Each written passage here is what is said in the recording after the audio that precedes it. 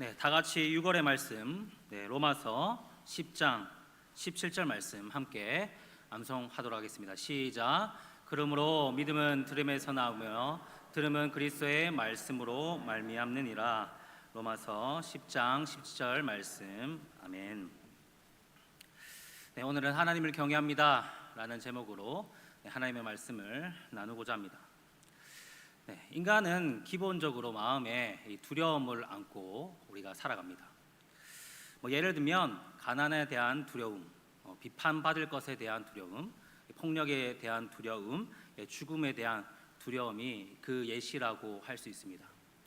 네, 그리고 이러한 기본적인 두려움 가운데서도 특히 이 버림받을 것에 대한 두려움이 정말 요즘 들어 너무나 크게 나타나고 있다는 그 사실을 제가 몸소 체험하면서 느끼고 있습니다. 이 버려짐에 대한 두려움은 특히 이 마음 한켠에 늘 자리를 잡으면서 인생 전반에 있어서 사람들에게 많은 영향을 미치는 것 같습니다. 그런데 이러한 버려짐에 대한 두려움에서 우리를 구원케 하는 이 존재가 이 땅 가운데 있습니다. 그게 누구이겠습니까? 바로 부모님, 특히 어머니라고 할 수 있습니다. 갓 태어난 아기는 이 어머니와의 깊은 애착 관계를 통하여서 이 버려짐에 대한 두려움을 이겨내고 안정적으로 성장해 나갑니다. 애착 이론을 주장한 이 영국의 심리학자 존 보울비는 어렸을 때 부모, 특히 어머니와의 그런 애착 관계의 형성이 이 한 사람의 성격 발달에 있어서 결정적인 영향을 미친다라고 이야기하고, 특히나 우리 인생을 살아가면서 겪게 되는 이 많은 어려움들을 극복할 수 있는 존재로 성장할 수 있도록 하는 이 어머니의 애착이 정말 중요하다, 그렇게 강조하고 있습니다. 여러분, 이 땅에서 우리가 살아갈 때 이렇게 부모의 사랑이 이 한 사람의 성장에 있어서 그토록 중요하다면, 우리가 영적인 시각으로 봤을 때 우리의 아버지 되시는 하나님의 사랑은 얼마나 중요하다고 얘기할 수 있겠습니까? 우리는 지난번 이 말라기 1장 1절에서 5절까지 말씀을 통하여 하나님의 이 무조건적인 사랑에 대해서 우리가 잠시 살펴보았습니다. 이 바벨론 포로에서 귀환한 이 유다 백성들은 이 예루살렘 성전만 재건하게 되면 정말 큰 축복과 회복이 이스라엘에게 주어질 것이라고 기대했습니다. 그런데 막상 이 성전 재건이 완공된 이후에도 그 어떠한 하나님의 축복과 회복이 이루어지지 않자 그들은 이 세상의 흐름을 쫓아 살아가기 시작했고, 하나님은 더 이상 우리를 사랑하지 않아, 하나님은 더 이상 우리에게 관심을 주시지 않아 라고 그렇게 실망하며 살아가기 시작했습니다.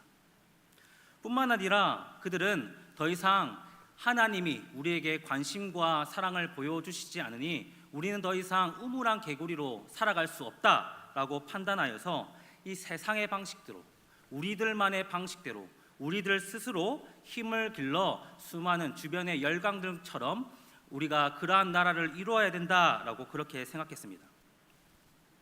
하지만 여러분, 이러한 것들이 일반적으로 우리가 이해할 수 있다고 하더라도 사실 하나님의 입장에서는 이러한 유다 백성들, 이스라엘 백성들의 태도는 정말 배은망덕한 태도였습니다. 왜냐하면 하나님은 자신의 백성들이 정말 수많은 죄악과 여러 가지 잘못된 행동을 한다고 하더라도 정말 하나님은 오래 참으시고 수백 년 동안 오래 참으시사 정말 그들을 향한 구원의 은혜를 포기하지 않으셨을 뿐만 아니라 정말 하나님은 그들을 끝까지 정말 믿고 그들을 인도하셨기 때문입니다. 그러나 유다 백성들은 정말 하나님이 자신의 뜻대로, 자신의 계획대로, 자신이 원하는 타이밍에 응답하시지 않는다고 해서 정말 하나님을 쉽게 신뢰하지 못하고 그렇게 포기하고 배반한 모습을 보여주었기 때문입니다. 그런데 놀랍게도 그렇게 이스라엘 백성들이 하나님 앞에서 돌아선 그때 하나님은 이 말라기 선지자를 통하여 말씀하셨습니다. 오랜 침묵을 깨뜨리고 하나님께서 이 이스라엘 백성들에게 하신 첫 마디가 무엇이었습니까? 우리가 지난번에 살펴보았던 대로 정말 이렇게 배은망덕하고 일그러진 삶을 살아가는 이 유다 백성들에게 하나님은 내가 너희를 사랑하였노라 라는 이 말씀으로 그들에게 먼저 다가가셨습니다. 하나님의 이러한 사랑의 첫 마디는 그들의 모든 죄를 덮는 정말 무조건적인 이 사랑의 고백이었다 할 수 있었습니다. 오늘 본문 말씀에서도 마찬가지로 우리는 자신의 백성들을 그 누구보다도 사랑하시는 하나님을 우리가 먼저 발견할 수 있습니다. 여러분 6절 말씀을 한번 보십시오. 6절 말씀을 보면 아들은 그 아버지를, 종은 그 주인을 공경하나니 내가 아버지일진데 나를 공경함이 어디 있느냐, 내가 주인일진데 나를 두려워함이 어디 있느냐라고 말씀하고 계십니다. 사실 이 6절의 말씀은 이 유다 백성들의 죄악을 드러내고 부정적인 그러한 내용을 담고 있는 본문이긴 하지만 우리가 반대로 생각해 본다면 하나님께서 이 자신과 유다 백성들의 관계를 어떠한 형식으로 정의하고 계시는지를 우리가 살펴볼 수 있습니다. 하나님은 자신과 자신들의 백성, 자신의 백성인 이 유다 백성들의 관계를 아버지와 아들의 관계, 그리고 주인과 종의 관계로 비유하여 말씀하고 계십니다. 우리가 먼저 살펴볼 것은 먼저 하나님이 이 나와 너의 관계를 아버지와 아들이라는 이 혈연 관계 입장에서 살펴보고 있다는 겁니다. 여러분, 혈연 관계는 사실 어떠한 환경과 상황 속에서도 결코 끊어질 수 없는 관계라고 할 수 있습니다. 비록 요즘은 가족끼리 사이가 안 좋은 집은 서로 연락을 안 하고 지내는 집도 있다고 하지만 그럼에도 불구하고 이 혈연 관계는 우리가 끊을래야 끊을 수 없는 관계인 것이죠. 다시 말해서 하나님께서 이 자신의 백성들의 관계를 아버지와 아들의 관계로 비유하고 있는 것은 우리의 상황이, 우리의 환경이 어떠하다 할지라도 결코 아버지와 아들의 관계가 끊어질 수 없는 것처럼 하나님과 하나님의 자녀의 관계는 결코 끊어질 수 없다라고, 결코 끊으려야 끊을 수 없는 관계다라고 그렇게 정의하고 계신 것입니다. 사실 유다 백성들은 자신의 뜻대로 자신이 원하는 때에 하나님께서 축복과 또한 회복을 일으켜 주시지 않는다고 해서 더 이상 하나님은 우리를 사랑하지 않아, 더 이상 하나님은 우리의 관심을 두고 있지 않아 라고 말하며 하나님과 자신들의 관계를 끊어진 관계로 생각했습니다. 그런데 그러한 유다 백성들에게 하나님은 결코 너와 나 사이는 끊어질래야 끊어질 수 없는 관계다라고 그렇게 다시 한 번 더 말씀하고 계신 것입니다. 그리고 하나님은 자신과 이 유다 백성들의 관계를 주인과 이 종의 관계로 비유하고 계십니다.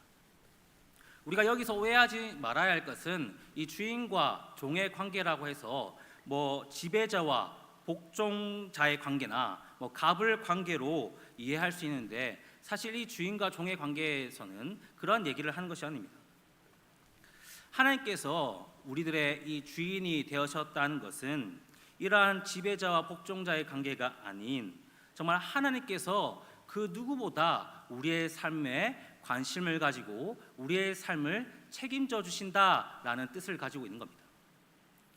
유다 백성들은 하나님이 더 이상 우리의 삶에 대해서 남몰라라 하시는 분이야, 더 이상 우리에게 관심을 가지고 계시지 않아 라고 그렇게 생각하고 있을 때 하나님은 그들에게 아니야, 난 여전히 너희들의 삶에 관심을 가지고 너희들의 삶에 책임을 져줄 주인이야, 그렇게 강조하고 있는 겁니다. 결국 하나님은 이 자신과 유다 백성들, 하나님과 하나님의 백성 이 사이를 아버지와 아들의 관계, 그리고 주인과 종의 관계로 비유하시면서 하나님은 결코 자신의 백성들의 삶에 대해서 나 몰라라 하시는 분이 아니라 그들을 끝까지 책임지시고 보살피시며 사랑하고 계셨다라는 사실을 강조하고 확인시켜 주고 계신 것입니다. 그러나 여러분, 우리가 말씀을 보았던 대로 사실 유다 백성들은 이러한 하나님의 여전한 사랑에도 그 사랑을 오해하고 또한 그 사랑에 대해서 실망했습니다. 아버지로서 하나님을 공경하지도 않았고, 그리고 주인 대신 하나님을 두려워하지 않았으며 결국에는 하나님을 멸시하기에까지 이르게 되었습니다. 물론 유다 백성들은 자신들은 결코 하나님을 멸시한 적이 없습니다. 자신들은 결코 하나님께 그러한 태도를 취한 적이 없습니다라고 부인했습니다. 하나님 아무리 그래도 그렇지 제가 어떻게 하나님을 멸시할 수 있겠습니까? 어떻게 하나님을 깔보고 하찮게 여길 수 있겠습니까? 저희들이 아무리 하나님께 섭섭한 것이 있다고 하더라도 도리상 그 정도까지는 아닙니다. 하나님이 잘못 보신 겁니다 라고 그렇게 부인했지만, 하나님은 오늘 말씀을 통하여서 너희들이 나를 어떻게 멸시했는지를 하나하나 그렇게 설명해 주고 있습니다. 저는 오늘 저와 여러분들이 이 이스라엘 백성, 이 유다 백성들이 어떻게 하나님을 멸시하였는지, 어떠한 태도로 하나님을 멸시하는 삶을 살았는지를 살펴봄으로써 정말 우리가 하나님을 경외하는 삶을 살기 위해서는 어떠한 삶을 살아갈 것인지를 한번 살펴보기를 원합니다. 오늘 7절 말씀을 보시면 하나님은 이 유다 백성들에게 크게 두 가지를 들어 너희들이 어떻게 하나님을 멸시하는 삶을 살았는지를 지적하고 있습니다. 그 첫 번째는 무엇이냐면 바로 이 유다 백성들이 하나님께 제물을 드리는 것을 아까워했다라는 것을 지적하고 있습니다. 여러분, 오늘 7절부터 이 9절까지 말씀을 보시면 이 하나님께서는 유다 백성들에게 너희가 이 더러운 떡을 나의 제단에 드렸다, 그리고 너희가 눈먼 희생 제물을 바치는 것이 어찌 악하지 아니하며 저는 것 병든 것을 드리는 것이 어찌 악하지 아니하냐라고 이렇게 반문하고 계십니다. 여러분, 우리가 쉽게 하나님을 멸시하는 행위라고 이렇게 한번 떠올려 본다면 우리는 대표적으로 이 우상 숭배에 대한 죄를 우리가 떠올려 볼 수 있습니다. 하나님을 버리고 다른 이방의 신들, 다른 어떤 것을 이 섬기는 죄는 물론 정말 하나님의 멸시하는 이 대표적인 죄악이라고 할 수 있습니다. 그러나 여러분, 유다 백성들은 사실 하나님의 사랑에 대해서 불신하던 이 당시에도 정말 하나님께 꼬박꼬박 제사, 곧 예배를 드렸고 하나님께서 정하신 절기도 이 꼬박꼬박 이 철저하게 나름대로 지켰던 사람들입니다. 다시 말해서 이 유다 백성들은 이 종교 생활에 있어서 나름대로 이 최선을 다했다라고 할 수 있습니다. 그럼에도 불구하고 하나님은 이들에게 너희가 나를 멸시했다, 나를 경멸히 여겼다라고 말씀하시는 것에는 이 하나님께 예배할 때 드리는 이 제물, 하나님께 드리는 이 예물을 아까워했다라는 것에 중요한 포인트를 우리가 둘 수 있습니다. 여러분, 우리가 한번 과일을 살 때를 한번 생각해 보시기 바랍니다. 아무리 같은 나무에 난 이 과일이라고 할지라도 그 과일이 깨져서 멍들거나 또한 흠이 있는 것은 우리가 쉽게 싸게 구입할 수 있지 않습니까?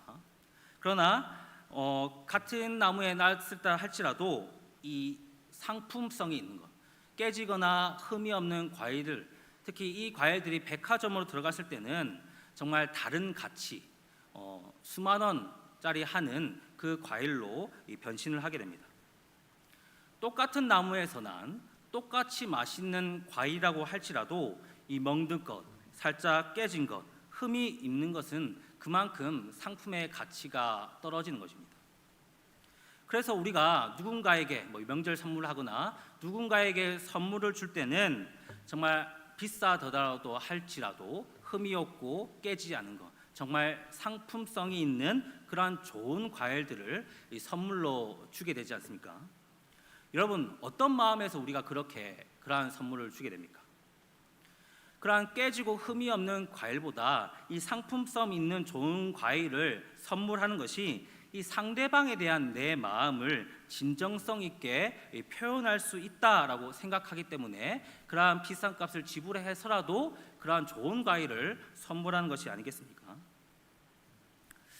여러분, 유다 백성들은 하나님께 예배 드리는 것까지야 그 정도는 내가 이스라엘 백성으로서 해야지, 그래도 명색이 하나님의 백성인데 기본적으로 그 정도는 해야지라고 생각하며 그러한 것에 있어서는 철저하게 지켰습니다. 그러나 이 예배 가운데 드리는 제물, 그 제물을 바칠 때에는 그들은 더러운 떡과 병들고 부정한 제물을 드렸다라고 얘기합니다.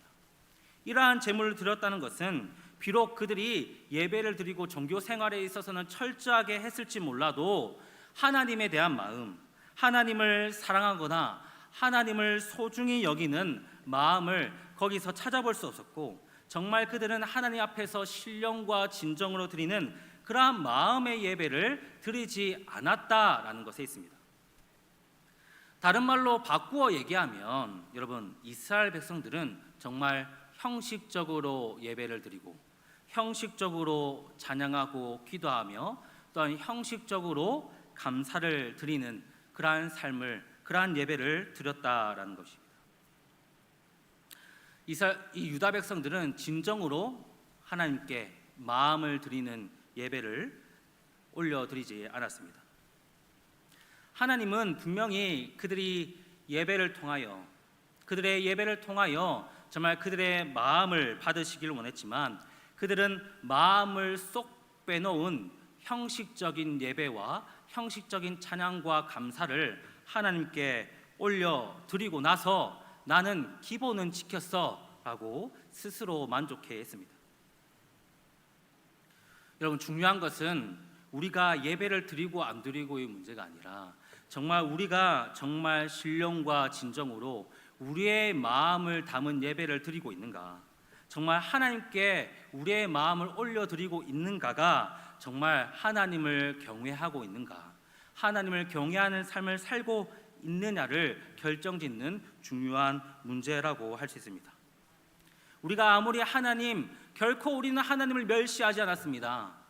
하나님께 우리가 자신 있게 말하기 위해서는 우리가 무엇보다 이러한 형식적인 예배에서 벗어나 이러한 종교 생활에서 벗어나 우리가 정말 마음의 예배, 정말 신령과 진정으로 정말 예배를 드림으로써 하나님을 경외하는 그러한 거룩한 백성들로 살아가야 할 줄로 믿습니다. 여러분, 그리고 이어서 하나님을 멸시하는 두 번째 행위는 바로 이 유다 백성들이 하나님을 예배하는 것을 귀찮게 여겼다라는 것입니다. 여러분, 13절 말씀을 보시면 이렇게 되어 있습니다. 만군의 여호와가 이르노라, 너희가 또 말하기를 이 일이 얼마나 번거로운고 하며 코웃음 치고 이렇게 말씀하고 있습니다. 여러분, 이 13절에서 이 일이란 무엇을 말하는 것입니까? 바로 제사드리는 것, 예배하는 일이라고 할 수 있습니다. 그리고 번거롭다는 것은 이 고통스럽고 어려운 그러한 상황을 얘기하는 것으로서 이 귀찮고 실증 나는 일을 바로 이 번거롭다라고 할 수 있습니다. 다시 말하면 유다 백성들은 하나님께 예배하는 일을 정말 귀찮게 여기고 실증 나는 일로 여겼다라는 겁니다. 유다 백성들은 예배를 마지못해 드렸습니다. 물론 우리가 잘 아는 것처럼 이 유대 율법에 따르면 정말 다양한 제사들이 있고 이 제사에서는 정말 많은 절차들이 있어서 정말 많은 것들을 지켜야 하고 복잡합니다. 그래서 율법의 요구 사항들을 다 지키려고 하다 보면 때로는 제사를 드리는 그 예배를 드리는 그런 과정들이 때로는 귀찮고 어려운 일처럼 느껴질 수 있습니다. 그런데 이 13절에서 말씀하고 있는 것은 단순히 율법의 요구대로 제사를 드리는 이 과정에 있어서 그들이 귀찮게 여기거나 어려움을 느꼈다라는 것이 아니라 정말 예배 드리는 것 자체를 그들이 기쁘게 여기지 않았다. 예배 드리는 것 자체를 귀찮게 여겼다라고 그렇게 말씀하고 있는 겁니다. 여러분, 하나님의 백성이라고 할 수 있는 이 유다 백성들이 왜 이렇게 하나님께 예배하는 것을 기쁘게 여기지 않고 귀찮게 여겼을까요? 그 이유는 결론적으로 이야기하면 하나님을 예배하는 일보다 세상 일을 더 가치 있게 여겼기 때문입니다. 하나님을 예배하는 것보다 세상 사람들처럼 더 많은 부를 누리고 능력을 키우고 그리고 더 뛰어난 자리에 올라가고 이러한 것들을 예배하는 것보다 더 중요하고 가치 있게 여겼던 것입니다. 물론 유다 백성들은 포로에서 막 귀환하였을 때 그 무엇보다 하나님을 가장 사랑하고 하나님을 가장 우선시하는 자들이었습니다. 그렇기 때문에 이 바벨론에서 일궈냈던 자신들의 생활을 모두 정리하고 다시 고국으로 귀환할 수 있었던 겁니다. 그러나 정말 하나님께 축복과 회복이 성전이 재건되었음에도 불구하고 이루어지지 않는 것을 보면서 하나님의 사랑에 대한 기본적인 회의감과 실망감에 휩싸이면서 그들은 하나님보다 이제는 세상 일에 더 큰 가치를 두어야겠다라고 그렇게 결론짓고 그렇게 살아가기 시작했던 겁니다. 그리고 이 세상에 마음을 쓰고 정말 분주하고 바쁘게 살다 보니 당연히 그들은 그들의 삶 가운데 가장 핵심, 가장 중심이 되어야 할 이 예배 생활이 정말 귀찮은 일이 되어 버렸던 겁니다. 먹고 살려면 어쩔 수 없다. 이런 세상에서 살아남으려면 이렇게 해야 된다라고 말하면서 자기 나름대로 위로도 해보고 때로는 하나님이 우리에게 그렇게 크게 신경 쓰시면 우리가 어떻게 이렇게 살 수 있나 불만을 토로하면서 나를 위해서라도 교회 일 줄이고 세상에서 더욱더 열심히 살아보자 그렇게 다짐도 하면서 하루하루 그들은 그렇게 세상 가운데 살아갔던 겁니다. 정말 안타까운 사실이긴 하지만 사실 이 당시의 유다 백성들의 모습은 지금도 쉽게 찾아볼 수 있습니다.